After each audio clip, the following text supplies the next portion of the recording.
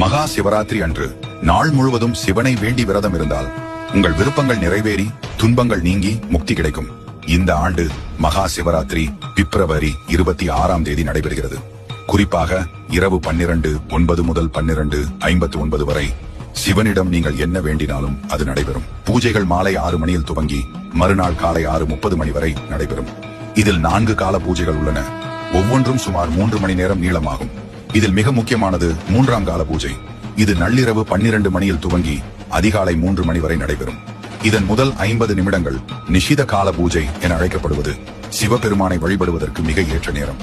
இந்த நேரத்தில் பார்வதி தேவி மற்றும் சிவபெருமானை வழிபட்டால் அவர்களின் அருளை பெறுவதாக நம்பப்படுகிறது. மகா சிவராத்திரி விரதம் பிப்ரவரி 27 காலை 7 மணிக்கு நிறைவடையும்.